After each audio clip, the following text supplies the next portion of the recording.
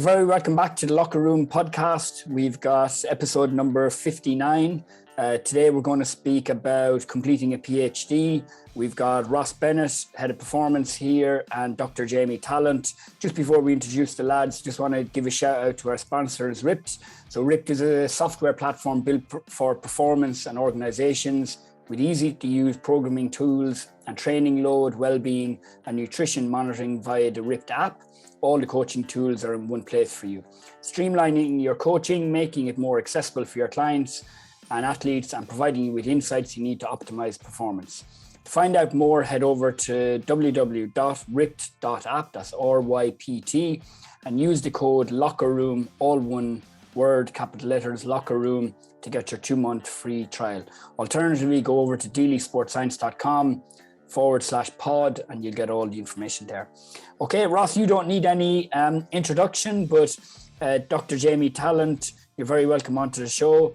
I have to let listeners know that you're part of my supervisory team for my own PhD.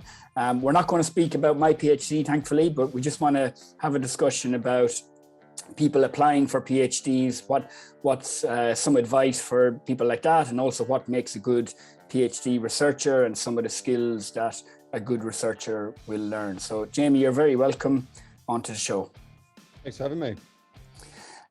Okay, do you want to start, Jamie? Just give us because I think it's really interesting and it kind of links in well with the conversation. Just give us a little bit of a background to your career, because it's not your sometimes traditional lecture pathway of just doing your degree, master's and PhD all in one university and just staying in the academic world. It's quite interesting to see the crossover with the applied world as well.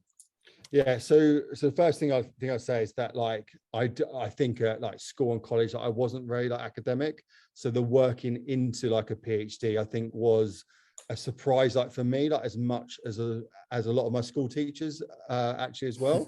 But where I started was similar to everyone else, is that had that love for sport and wasn't ever good enough to make it in various different sports. So I went to St. Mary's to do a degree in sports science. Again, purely because I enjoyed actually playing sport. I wasn't really sure what sports science actually was as well. And my first 2 years probably drifted quite a lot, kind of wasn't sure of my purpose of actually being there. And then in my third year started to get an idea of the different industries that there was around sports science, because at that time strength and conditioning actually it wasn't a thing. It wasn't about it. It was very much sports science. So I finished my degree, and then I did my a master's there as well. And then during my master's degree was the first time I kind of had exposure to sport, which probably sounds a bit weird now, because we encourage students to almost embed as much as possible within sport. So I did an internship alongside my master's at Watford Football Club, which was my first kind of exposure. And then everything I'd learned, not everything I'd learned, but what I'd learned at university was sometimes very different to what actually happened inside that applied world as well. So I kind of thought to myself, at that point I wanted to be a applied a practitioner. So I had my master's degree after I finished, had a year's worth of experience, and I thought anyone would actually employ me. But you soon realize very quickly that even back then everyone's got a master's degree, everyone had a bit of experience. So I actually then was a bit lost. So I went out to America and just coached football out there for 8 months. Had a lot of fun out there, I would say, more. So it wasn't I was going out there to coach per se. I was just having a bit of life experience. But actually from looking back, that coaching experience where I was coaching anyone from 5 years old up to 18 years old actually was a really good kind of underpinning for me, from standing in front of people actually in lecturing to coaching people for what I did a bit further on. While I was out there, my supervisor for my master's, Glyn Howardson, who's obviously your supervisor at work as well, said why don't you go and spend some time with like Mal, who works at the like American Institute of Sports Sports Medicine in like Manhattan. So I thought, okay, I'll go and spend like 6 weeks with him. So I saved up like some money, thought I'll see what this like research like is about. I had a flat at the worst apartment, like just off Times Square, where I stayed in for like 6 weeks. I didn't have virtually any money, but I traveled every day up to the hospital, actually where his lab was based, and just learned some like research like techniques. So after that point, after 6 weeks, I came back to England, and I think Glyn and Mal had spoken and said I'd done an okay job like while I was out there. So I wasn't sure at this point like whether I wanted to go into academia or actually go into applied practice. But Glyn said, do you fancy coming to like Northumbria to possibly do a PhD, but to do some like research up there? So I moved to like Newcastle like in a week with like returning home from America. That transpired into a PhD, into a very like mechanistic PhD as well. But during that whole time up there, I coached. So I spent like my days doing the academic work on like a mechanistic PhD, like looking at how people adapt, but used to kind of coach various kind of like university teams, various good standard kind of like rugby league teams, a rugby league team like up there as well. And so I had very much post PhD, like both sides had quite an equal kind of like splitting. So I still had this bug that I wanted to work in like elite sport, in a professional sport. So I applied for a strength and conditioning role with like Derbyshire Cricket Club. Spent 5 years then working in elite sport, and then I wanted to flip flop back over to academia. So I thought I've kind of had enough of like traveling around, of like hotel rooms, of I don't know, like spending too much time away. So I thought I'll go back into academia now. So then a job came up at like St. Mary's in a S&C like lecturer. Applied for that role. Like I got that role, and then I think since being at St. Mary's, I found my like balance. So I get my buzz, so to speak, with like working with like yourself, like working with like actually out with Ross, like visiting these places, having an impact from a research point of view, but then almost like being able to step out on like a Friday, if you know what I mean, where it doesn't kind of like drag in. And now I'm up at Essex, where it's a very like mixed role with research, working with like different like organizations, whilst also like working whilst also like teaching actually as well. So I'd say I've kind of for now found my happy place, like where I'm content with working. Very good, very good. I didn't know about the American trip that you were on, and you were coaching and stuff. It's really cool. So actually, during your PhD, like you were coaching a lot and getting lots of applied experience and stuff like that as well. Because like one of the sometimes negative of people doing a PhD when they just go the traditional route into university is they come out like mechanistically, very hot and smart and lots of like a handle on all the academic information and all, but not much kind of practical experience of coaching really. Yeah. So I think it started. So like Ross will always claim he guided me through my like UK SCA, and he uses that like actually every single time as well. So I think like coming out with a sports science like degree, I wasn't sure if I wanted to be a sports scientist, but I wanted to coach. So Ross did like help me through that, because he's come out with the S&C kind of like master's like degree. So I almost like transitioned myself into an S&C coach. But I enjoyed that like interaction with people. Like, so up at like Northumbria, I loved my PhD up there. Had an amazing time, and like, as like it's a really good like university as well. But I still, as an academic, always wanted to. I don't want to use the word like credibility, but you know what I mean as well, in the sense that to understand both sides of in terms of what practitioners like want, I kind of had to get like my hands dirty. So I had to kind of like, so I was working with like Gates of Thunder, who are now at Newcastle like Thunder, like actually traveling to games. What does that prep look like? Because it was important to me as a researcher to understand that I might have this wonderful idea, but in like reality, that ultimately like isn't like going to work as well. So yeah, it was very much, I'd say I've got I don't know, like a reasonably okay, like a coaching like background. And that's just from like, rather than just being inside like the lab the whole time, which some people enjoyed, but I definitely wanted that balance. Yeah. Do you want to briefly just mention, because I think it's quite interesting, the different clubs, organizations, sport that you're kind of linked in with? Because I think when you're a younger sports scientist or S&C coach, you look on lecturers as they're there to teach, you know, to teach me sports science and to do the lecturing hours. Whereas in reality, that obviously is a big part of any lecturer's job, but a massive part is getting out there and doing research in industry. And I think you're a really good example of that you're involved in lots of different sports and organizations. Yeah, so I would say like now, like if I speak to the students perceive me very much as like a lecturer. So I have to almost like get people like Ross, people like yourself in to say, this is what it's like actually like in applied practice. So I can say as much as like I've done this, this and this, but I'm very much like a perceived there. But the organizations, I guess, that I show to students that we're like embedded in is like the Royal Ballet. So we've had 2 PhD students go there. I know nothing about, well, I didn't know anything about ballet, like whatsoever. And I'm obviously like not like a dancer, but that has been such an incredible organization like to be part of, that they have similar questions to sport that actually they like want answered. So we've looked at that kind of training load and like injury risk with 2 exceptional like PhD students like working there.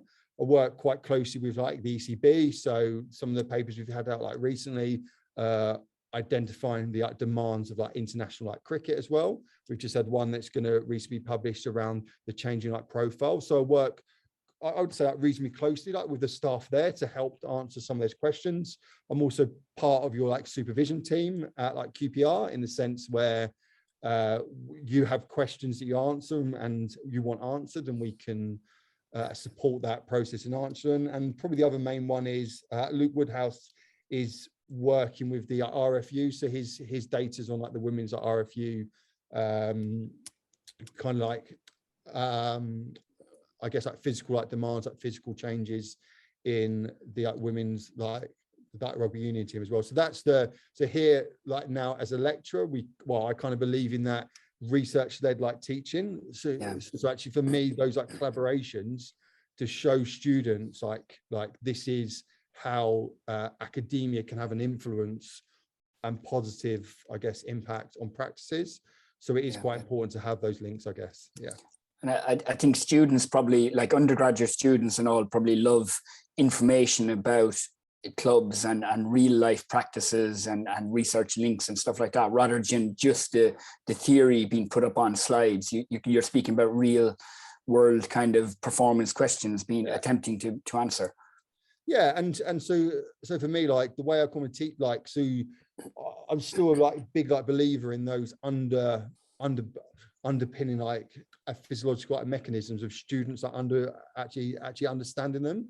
But I think context is like really important. So if we're talking about like aerobic like metabolism, putting that in context of like a marathon runner is actually really important to me. Explaining like to students the context, I think helps to understand. So if we've got these working examples and we're talking about the kind of hardcore like physiology, some actually linking in some of the research that we're doing and how it fits, I'd argue, well, I think gets a little bit more like buy-in, but also keeps students like probably like engaged for that extended like period of time. Yeah, definitely.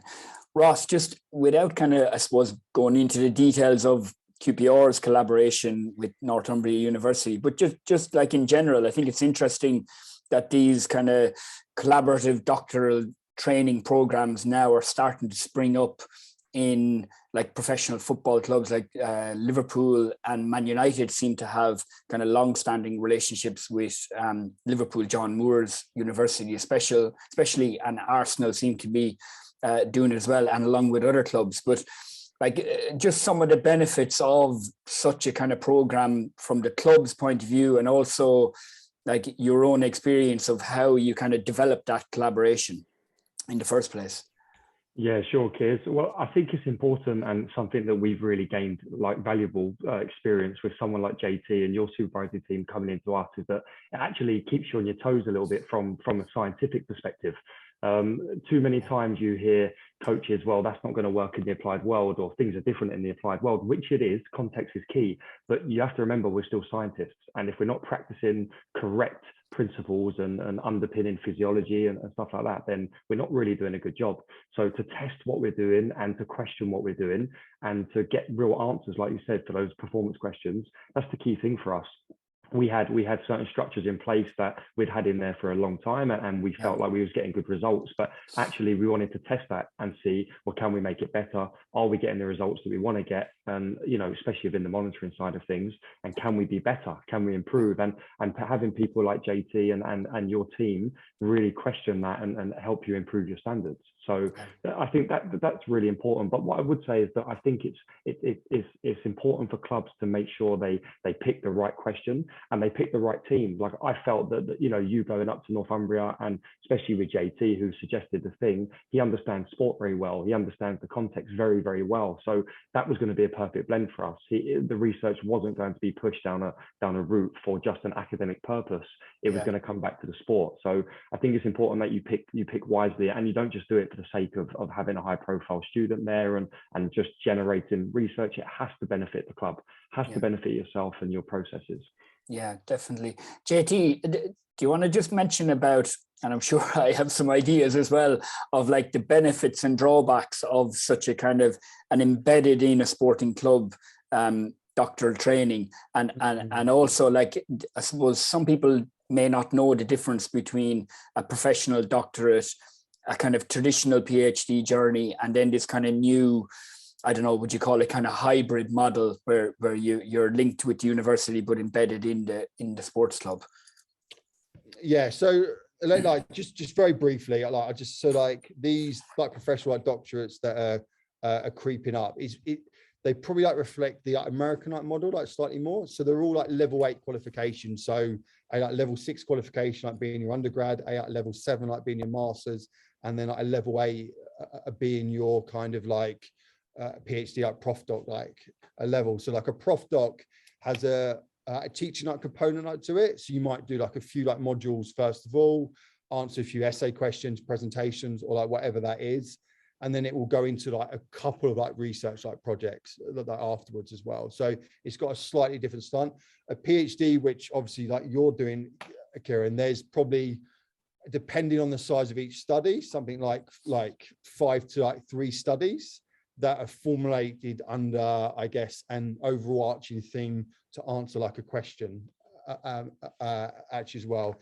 And these like hybrid like models, they're obviously still like a PhD, but the student like a lot of the time is now actually based inside those like clubs. And I think well, for me, like the main like benefit there is that it keeps the question on point, which is what is actually important. So if it's starting to like actually like drift and the academics are like all like we want to go off like maybe in a slight like different like different direction, but it starts to like evolve as every PhD like does. Like Ross on like your team and yourself, because you're like embedded there, it's kind of almost like actually no, like this is the question like we want answered, that this is how it's going to input our like practices, and that it keeps it true, like I think sometimes, and it making sure that it's having a like impact. So the reason why we do research is to improve practice, could be improve like player welfare, improve like performance. So the practitioners are on the ground, and like those are the ones that are guiding it. And I think another, I guess, a good part of it is often like universities will like match fund these like actually PhDs as well.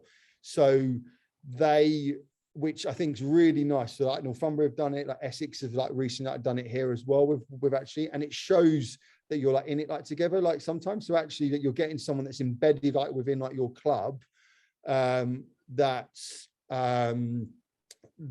someone who's like developing there like within your club, got a strong supervisory team like actually like around it. So I think it's a really good like model. But I do agree with Ross that like as long as that question is something that the organization really wants answered, if it's just the sake of having a student there and there isn't that driving force from both the academic side and actually like the club, that's often sometimes when a student can like drift and like not really actually apply. So it kind of works if there's that case. And then like the other thing that QPR have been outstanding with is that like making sure that you can break down like barriers in terms of like run experimental work or something that's outside of like a norm there as well. Like when we first said we wanted to use like peripheral stim, like everyone's like well, like academy footballers like actually like electrically like stimulating them as well. But that we've like broke down that a barrier because we felt that the question we wanted to answer around kind of like central and like peripheral changes was actually worth it as well. So I think it's important to kind of it's important it's right, but if it is right, it can be like really like beneficial. Yeah, so if you don't have the knowing as a researcher myself in the club, if you don't have the backing of the club right throughout the program, like you're going to constantly hit these walls, you know, and they really need to buy into the program. I think the funding model is great actually. So for anybody who doesn't know, the university will cover the costs of the program throughout the three-year program, and then the organization or the club and university then will match each other's funding for the students' kind of stipend with expenses and stuff like that. So it works quite well. So something that I think a drawback of an embedded PhD kind of training program is just that you lack that kind of daily interaction with other researchers, you know, or being able to just pop to the office of your supervisor or lecturer and say, listen, I don't quite understand this, or what do you think about this idea? And even as much as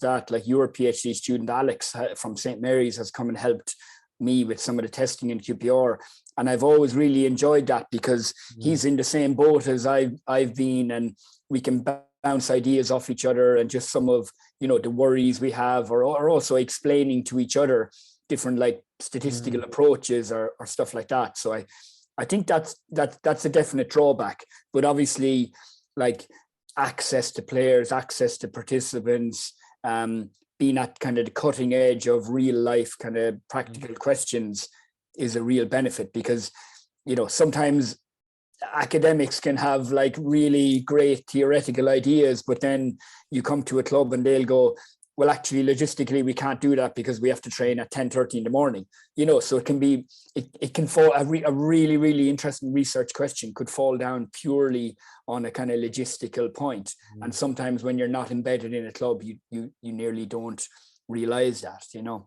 Yeah, I think as well, like, so your point you make, the one thing that I think in these like models we've got to try and improve is to create that like support like network. So like for me as a PhD student, I had people inside like my office where I could, exactly what you said, bounce ideas off and often solve problems quite quickly. Because if I was in my first year, you'd have a third year PhD student that had all like actually ready to go through that process. So I think because this is a relatively like new like model, I say like relatively new. I know like other places have probably done it for slightly longer, but I still think that like support, the like network is something where long term we do have to have a look at and think how can, whether that's the student coming to the organization like slightly more, or actually like Zoom, or like however we handle that. But I think it's a really good point to try to move this model forward.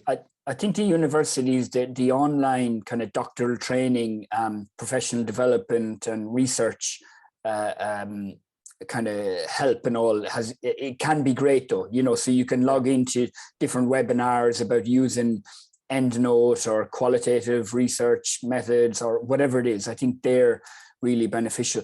The other like interesting point for people who don't know that as a PhD student and a researcher, you normally have a supervision team of about 4 people. And in my own case, you've got somebody who's embedded in the sports club, as in Ross.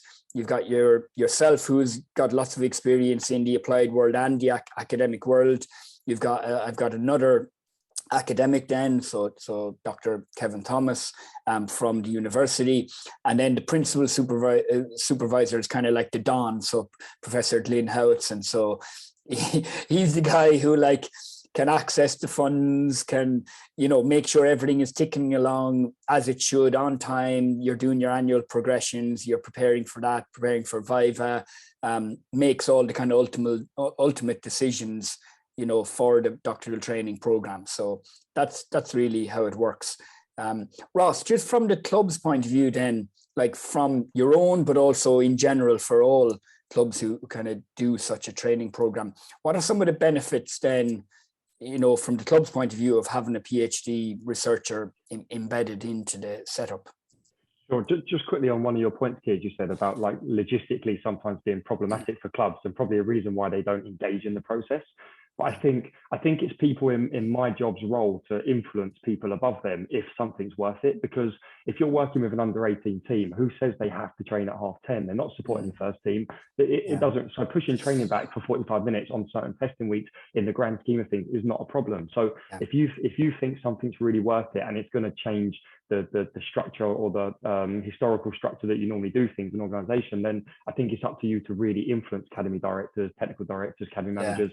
And that's your job. So just an interesting point. Now, I think we shut things off in football because, well, that's not how it's been done. And that's the way it's important that you challenge that as well. Yeah, Dr. Robin Thorpe, who was with Manchester United first team for about 10 years. So with his PhD, he did an awful lot of testing with the under 23 team or under 21 team, and then used that data and those, insights and everything then to apply it to the first team. So even though most of the testing wasn't completed on the first team, he used the academy set up the 18s, the 21s, and kind of applied the research answers then to the first team. So yeah, all true. Sure.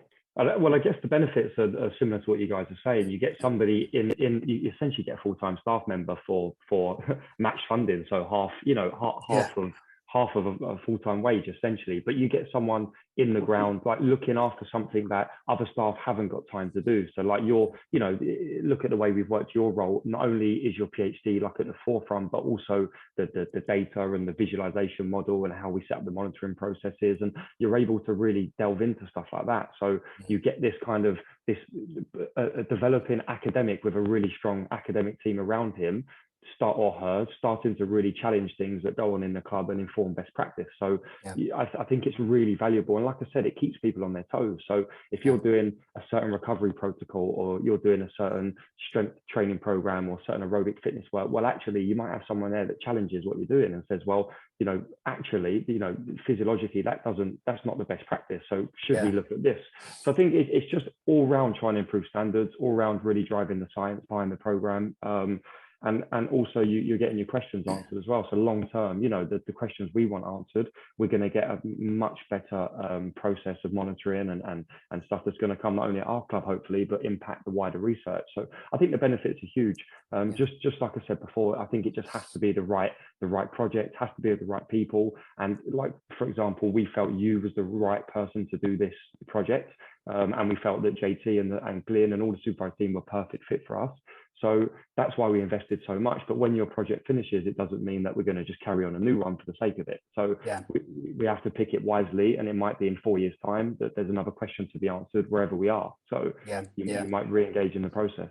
Yeah. Do you know the interesting thing as well is that you start off with like, okay, we're going to answer these questions at the beginning, and then all of a sudden it narrows, and it obviously has to become very specific then.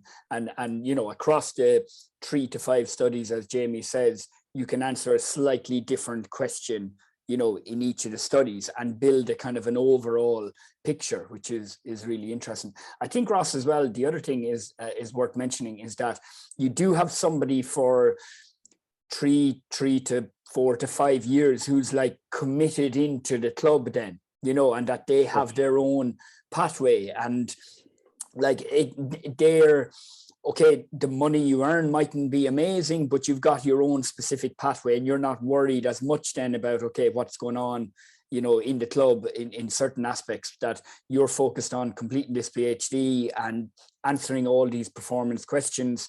And in return, the club have like a should be, as you say, a good practitioner with a strong research background who's going to be with you then for at least three years, 3 seasons, and you can get some really good answers from that. So I think that's quite important as well. Yeah, no, very important. Like, I'm a big believer in stability, and if you want to create like a really like world-class program, which is what we try and advocate, and real strong department, you have to have people in the department for a certain period of time. Like, I've been in QPR for 8 years now. I'm not saying people have to stay there for that long, but the longer you have a core group of people in the department, the stronger you can develop. If things are being overturned and new people coming in all the time, then you're kind of starting from scratch a little bit with new practitioners, and of course you need to freshen things up. So I think that's important. You get a 3-year period where you can really develop things, but you've got to maximize that time, because the PhD takes up so much energy that you need to maximize other little projects that are going on, how best to use the supervisory team, how best to use yourself in that situation. What can you get out of the experience, not just the project? How can you develop in certain areas? So I think it's really important that the 3 years, because it will go so quick. I mean, you look out, we're in the last year already. So I'm still waiting for the first paper to come out. So things can go fast, it can go really fast, so you have to maximize. Listen, I'm not going to say who the associate editor is, but I'm just waiting for him each day to look over the stuff, pass it off, and get it published, JT. But Ross jokes, he makes a good point. I think it's like managing expectations as well, in terms of that. It's actually important, because I think how long that papers take, I think, like seeing that process, I think people realize that it's like multiple drafts, actually, well, even before that, like collecting the data, learning the techniques, writing up the paper, like analyzing like the data, sending it around like multiple different supervisors, signing off by the people at like QPR, sending it off to like review, having your comments back. That is a long process. I think it's always important to like manage those like expectations in terms of the outputs, and then answering the questions you want isn't going to happen overnight. It's going to take a little bit of time to get to that point. It's a good point, but I think one of the drawbacks, Jay and Kiers, about doing it in the applied world is actually like your time, the time you'd have in the academic world to dedicate to getting the papers out and to doing all of the stuff that JT said is more, because when you're in the club, you're getting drawn into little meetings, you're getting drawn into department stuff, you've got other little things on the side. So even if you don't have any other responsibilities apart from the PhD, you're still drawn into the day-to-day stuff of the club. There might be interest going outside watching a game, for example, or little things. Whereas if you're at the university 9 to 5, you are cracking on with work, getting stuff churned out. It's a lot easier to be distracted in the applied world. So you have to really be clever with your time, I think. It's interesting, actually. Professor Glynn, he said to me at one point that there's times in your PhD you just need time to think, to make sure that you're going in the right direction, and the study, you're answering the questions that you want to answer and everything like that. So it's quite interesting. Jamie, it depends on what type of study. I read some studies that probably take about 2 weeks to write up, I reckon, with very little, not any of yours, but maybe about like hypertrophy or strength or something like that. So they don't take long. It's a good way of linking in, Jamie, just about, you touched on a couple of things there, which are quite interesting for people, I think, about this level 8 skills. So first of all, what does that mean? And also, what are some of the skills that the practitioner, the researcher is supposed to pick up at least? Yeah, so I think also, like, we perceive this level 8 qualification as a very academic qualification that's maybe largely relevant in a university setting, but even like you become a specialist in a certain area. Actually, don't you? So you're public. So we take yours in terms of football and like fatigue. So you're becoming ultimately a specialist in like a football and fatigue. So the PhD or like the level 8 qualification allows you that purpose, allows you that like journey to really hone in on a like specific area, and like really own that area, and to understand it as well as like say 100 people inside like the world. Like, if you know what I mean, there's very few people that are arguably going to understand that specific area better like than you in terms of that as well. So I think it gives you that opportunity to create a specialist. I know it teaches very good like critical skills, so you become a very good like critical thinker. So even for yourself, I'm sure you won't mind me saying like, Ciaran, but your process on like speaking to you and being like critical. So like we mentioned, for example, like assessing like central like fatigue and like peripheral fatigue, and your perception around like what like fatigue is has completely like actually changed. And I see sometimes how like you communicate that to academics now is very different to how like you communicate that to kind of a practitioner. So you're understanding that and critical thinking like actually like around that is very good. Yeah. And I think like particularly in the sports science like related PhDs, the handling like data, I'm convinced it definitely adds to that. The scrutiny, the kind of handling of data, and understanding like what are meaningful changes, understanding actually what's happening. So, and then the very last thing is like, even whether we've whatever level of like practitioner we are, we still turn to the literature like for answers, like, don't we? We obviously have our own experiences, we have our own kind of like views on how things like actually should like be done. But I think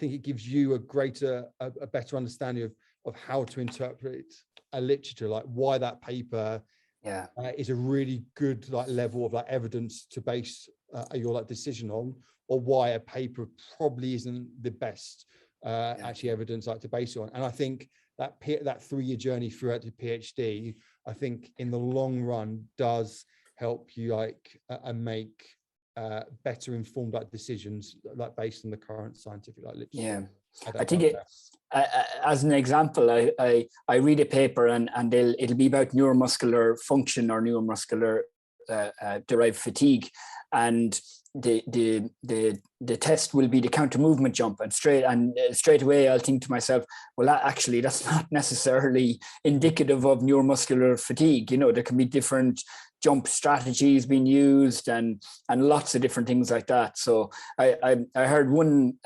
lecturer who was saying that when they get a scientific article, that they'll read the abstract and then they go straight to the methodology and just have a look at, okay, well, what tests were used, what statistical approaches, and then he'll make a decision then on whether that paper is worth actually reading the rest of it, which was quite an interesting way of doing that, I think. And I know who you're talking about there, that actually in the sense that that person's like judging whether they think that piece of information is worthy of actually like interpreting there as well. And it's and this that individual like takes on a lot of like level 8 like students like as well, and I think it's a fair comment, and I completely agree with it. I do.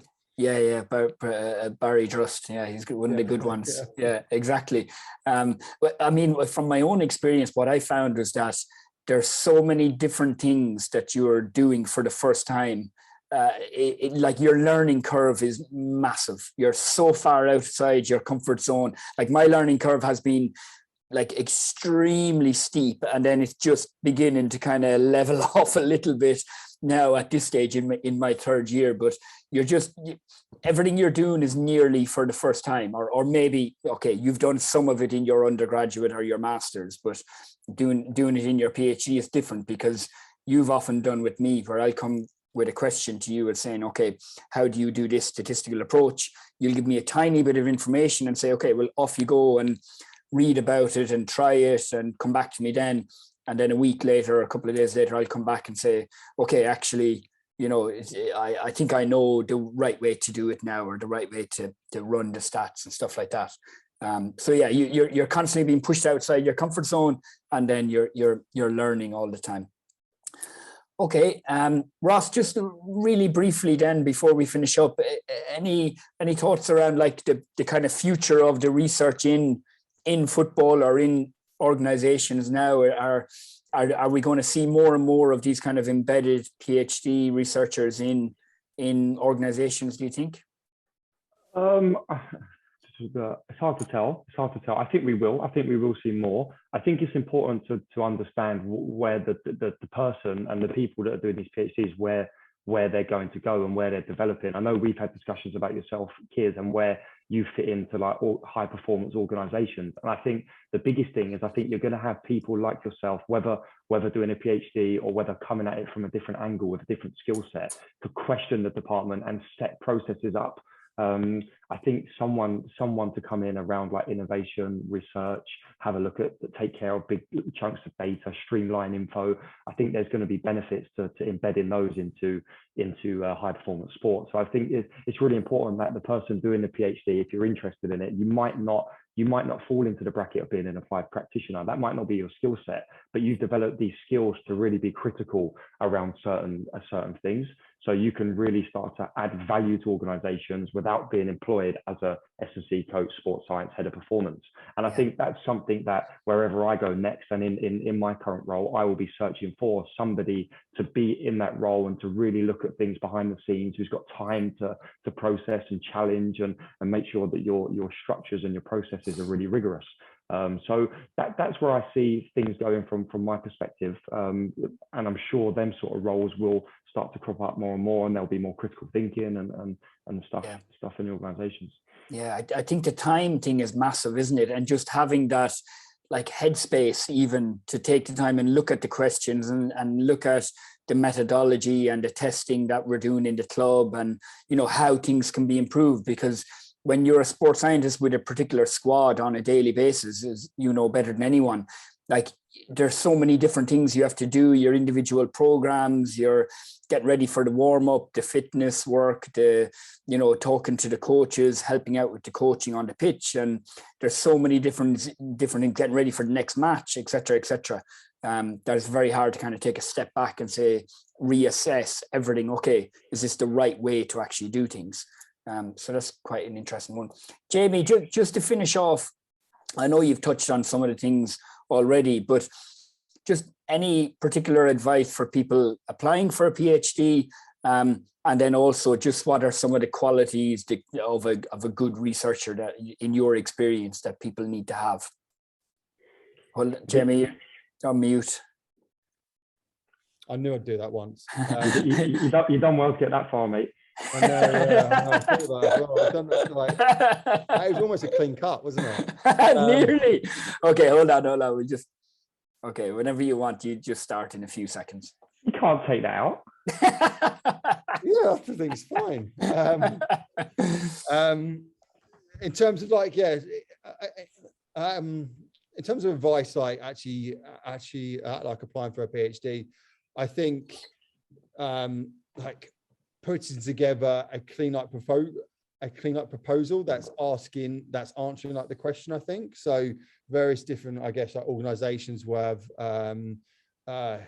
like different processes, but I think just understanding that like a question, that clear question that you want like answered as well, and then like, what was the second part to your question? I'm sorry. Yeah, just as regards to some of the qualities, let's say, of a good researcher, then somebody completing a PhD program.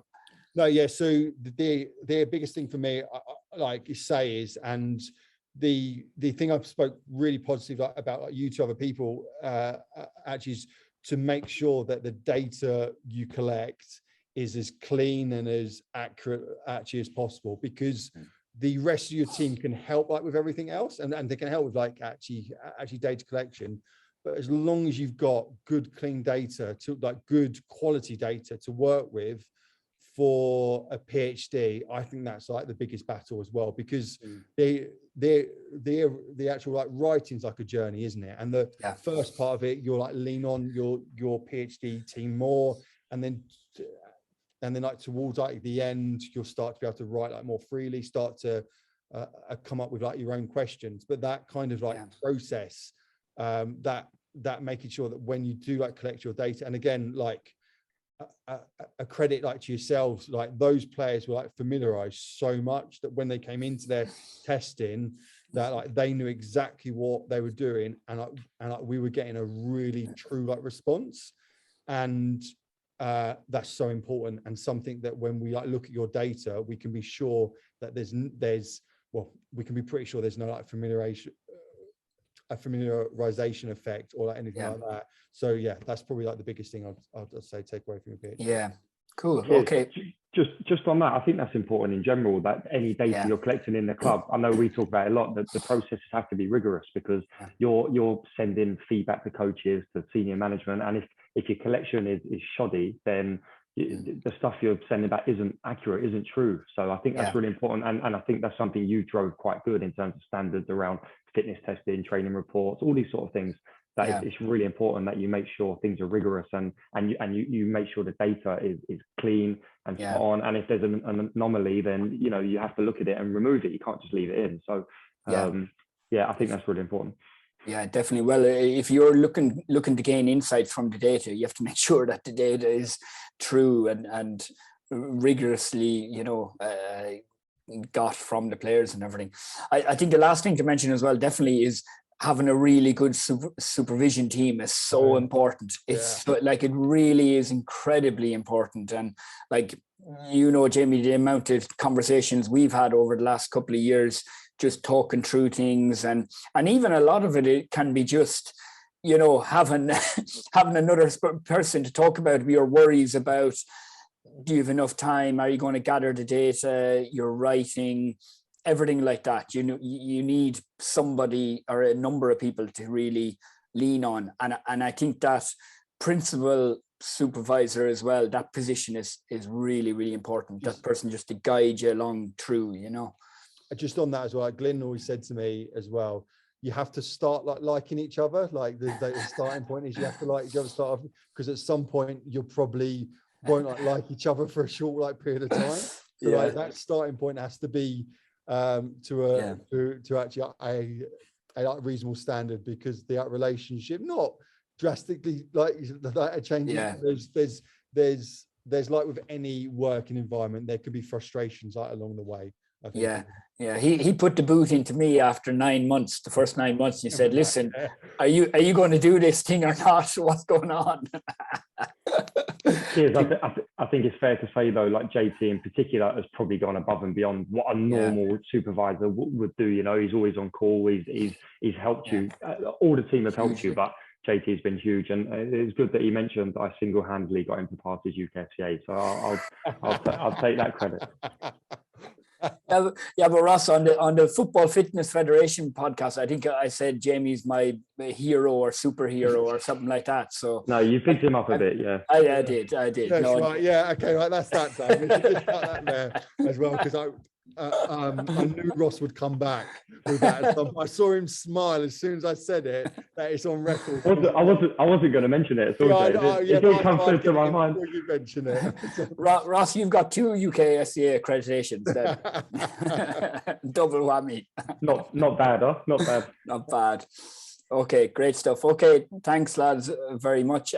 Thanks again to our sponsors, Ripped. So www.ripped.app. Make sure you head over to the website and see their stuff. Alternatively, go on to deelysportscience.com/pod and you see all the information and 2 months free membership there with the Ripped guys. Ross, and especially Dr. Jamie, thank you very much for coming on, and we'll speak to you soon. Cheers. Thanks, Joe.